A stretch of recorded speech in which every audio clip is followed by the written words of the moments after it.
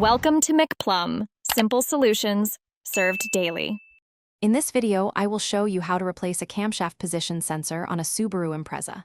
First, ensure you have all your tools ready, including a 10mm socket and a flathead screwdriver.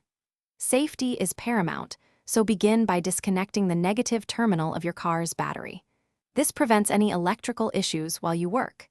Next, you'll need to locate the camshaft position sensor, which is usually found near the timing cover on the engine. Once you've located the sensor, the removal process is straightforward. Carefully unplug the electrical connector by pressing the tab and pulling it away. Next, use your 10mm socket to remove the single retaining bolt that secures the sensor. After the bolt is out, gently twist and pull the old sensor to free it from its housing. Sometimes it might be a bit snug, so a slight wiggle can help. Now it's time to install your new camshaft position sensor. Before inserting it, apply a thin layer of fresh engine oil to the new sensor's O-ring. This helps it slide in smoothly and ensures a good seal.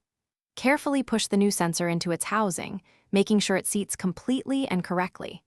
Then, reinsert the retaining bolt and tighten it to the manufacturer's recommended torque specification, typically around 7 foot-pounds. To complete the job, firmly reconnect the electrical connector to your new camshaft position sensor. Ensure it clicks into place, indicating a secure connection. Finally, reattach the negative battery terminal, making sure it's tight and secure. Start your engine and check for any dashboard warning lights.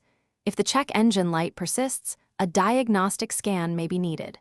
For more great tips and deals, including a fantastic book on personal finance, check the description below. Thanks for watching, stay juicy, and subscribe.